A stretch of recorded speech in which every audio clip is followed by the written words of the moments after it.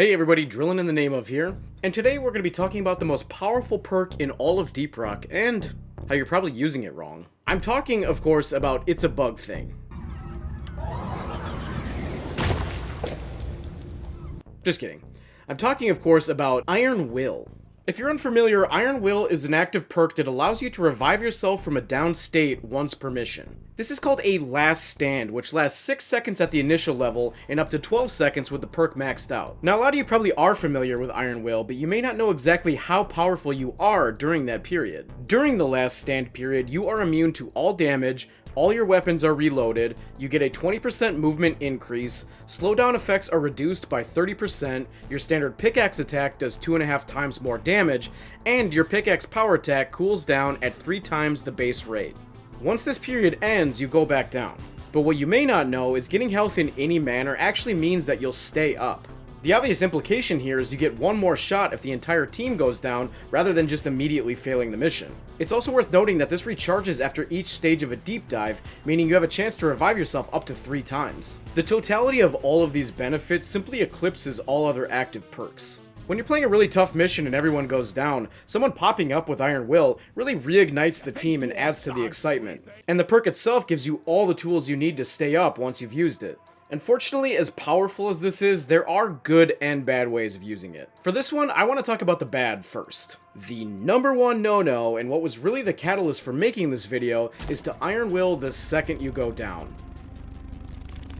Do not Iron Will the second you go down. This is by far the most frustrating use of Iron Will, and honestly one of my biggest pet peeves in the game. To put it simply, this completely defeats the purpose of Iron Will. There's a reason it's called a last stand and not a first stand. This is meant to be your last-ditch effort to save a failing mission. And I get it, no one likes dying in a video game. Whether a death means starting from the beginning of an area, or losing stuff you've collected, or simply having to wait for someone to come get you, it's never fun. But Iron Will exists to extend the mission, and not to reduce your boredom.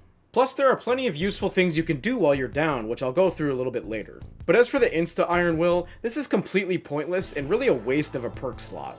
It's fine to disagree with me on Iron Will being the most powerful perk, but if you're just gonna blow it while there's still teammates alive to revive you, you're really also hurting yourself by wasting a slot and not just taking a different active perk. The main reason I think this is an important PSA is I see this all across the board, from greenbeards all the way up to triple legendary players. And I can understand a newer player just not knowing any better, or a more experienced player dying in a silly way and wanting to redeem themselves, but the team failing late in a mission feels so much worse when you know someone wasted their Iron Will. This gaffe goes hand in hand with using your Iron Will early in a mission. I see this quite a bit as well, and it's equally pointless. Early on in a mission, the stakes are low.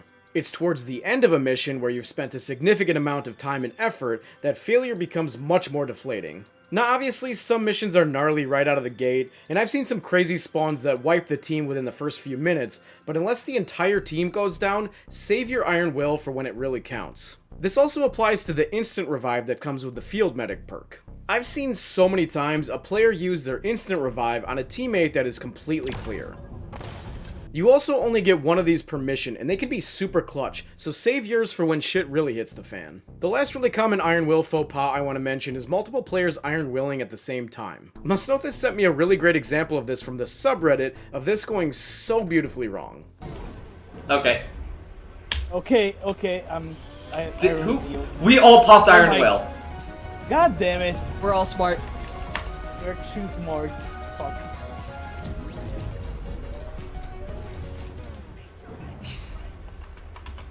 The issue here is there was no health source nearby and no one to revive because everyone was stuck in their last stand period. This is obviously a hilariously extreme example, but it really illustrates the issue with multiple people burning their Iron Wills at the same time. Remember, if the whole team is down, the goal of an Iron Will is to either get health to keep yourself up, or to beeline to a teammate to get them up, and that really only requires one person at a time. Now this can obviously be tough to coordinate in pubs, especially if no one is using a mic, but I'll go over some strategies you can use in this next section. Now that we have the bad out of the way, on to the good uses of Iron Will. As I mentioned earlier, going down in a game is never fun. But in Deep Rock, you don't need to sit around twiddling your thumbs while you wait for someone to get you. When you're down, you switch to a third-person perspective with a camera you can swivel around your body. Use this camera to be proactive. Calling out enemies is extremely helpful, especially if a cave leech is what took you down. But you can also call attention to things like grabbers or bulk detonators, or call attention to an acid spitter or trijaw that's locked onto a teammate. And remember, with Iron Will, getting health keeps you up, so it's really important to know if there's any red sugar or resupplies nearby. The other thing you can look for is a downed teammate. While Iron Will is a great way to get yourself up, if there's still imminent danger and no health source nearby, you can use it to revive a teammate instead. One quick thing to note is whether you Iron Will or get revived by a teammate, you'll get up facing the direction you were looking in the third person cam, so it's extremely helpful to orient yourself ahead of time so you're facing your target once you're up.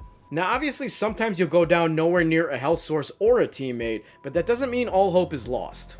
A really great passive perk to pair with Iron Will is Vampire. This is another incredibly powerful perk, which gives you health for killing a medium-sized or larger enemy with a melee attack. Now 2 to 5 health may not seem that great on paper, but this is super useful when used correctly. For one, any amount of health you gain during the last stand period keeps you up, so if there's a small group of enemies on you, all you need to do is power attack one grunt. Again, your weapons are reloaded and you're invincible for the duration of the last stand, so you can use that time to take out whatever else was on you once you're up. And if you're a driller, you can load up one of the most powerful combos in all of Deep Rock, which is Iron Will, Vampire, Barbed Drills, and a Cryo Cannon built to freeze. Frozen enemies take 3 times damage, and Barbed Drills doubles the melee damage your drills inflict, so this is a great way to regain a huge chunk of health. I'm back and here, baby!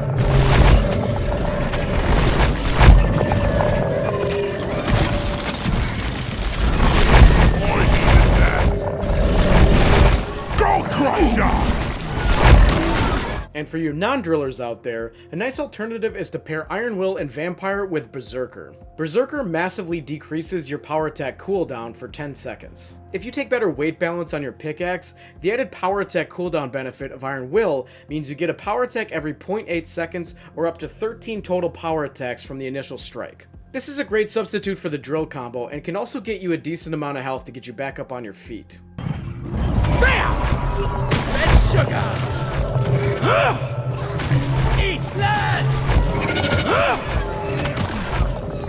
Taste the pickaxe! While we're talking about perk synergy, another great one is to combine Iron Will and Field Medic. With the Field Medic perk, you revive teammates faster, and as I mentioned before, can instantly revive a teammate once per mission. With the perk maxed out, you not only revive teammates 30% faster, but a successful revive fears nearby enemies. This fear even applies to enemies that are immune to fear, so it's definitely worth it to unlock the 4th tier of Field Medic. When combined with Iron Will, this gives you plenty of time to revive a teammate and get some red sugar or even a resupply. Oh yeah! This obviously works best for scouts since they can cover the most distance and they can get in and out if someone is covered with enemies. But if you don't have a grappling hook, another great perk to have is Dash. Now I'll admit, I was skeptical about Dash at first, but it really is indispensable and I now run it on all classes except Scout. On paper, it's really simple. Quickly tapping Sprint twice gives you a short burst at 2.2 times your normal movement speed. This also eliminates slows aside from stun and electricity, and when it's maxed out, has an extremely short cooldown of 25 seconds. With Iron Will, this obviously helps you get away from any enemies that are on you, and allows you to cover more distance in the event that your target is farther away.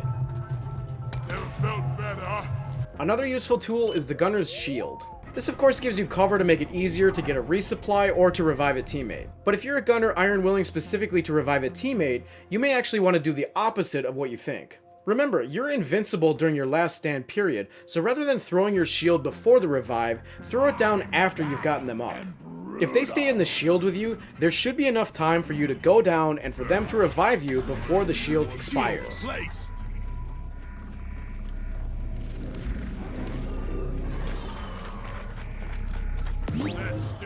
Speaking of being invincible during the last stand, you can use this to get the whole team up if you're within relatively close proximity to each other. If you take breathing room on your armor, this doubles your invulnerability upon revive to 6 seconds, making it easier to chain revive teammates. If player A Iron Wills, they have 12 seconds of invincibility to get player B, who then has 6 seconds to get player C, who can use their 6 seconds to get player D. Let's stick together for more. Obviously this all requires a bit of coordination, but communication is another thing you can kill time with while you're down. Let the team know you have Iron Will if it's needed, and if you're using your Iron Will to revive someone, call them out so they know it's coming. And as far as avoiding multiple people using their Iron Wills at the same time, let's note this suggested the not it system. If everyone goes down and you're not near anything that could extend the mission, simply type not it in the chat or call it out over mic. You have 10 seconds before the mission ends, so that should be plenty of time to communicate who can't go. Is that all you got? Yeah. Rock and stone. Well, with all that being said, it's pretty hard to deny the power and utility of Iron Will. If I ever do see any criticism, it's usually in the form of someone saying that taking Iron Will is planning for death and or failure, which I think is a little ridiculous. I don't know about you, but I don't put my seatbelt on when I get into my car because I'm planning on crashing it into something. Time to go smash into a tree! Shit happens, and it's good to be prepared when it does. Thank you so much for watching, please like and subscribe if you feel so inclined, and as always, rock and stone, brothers and sisters.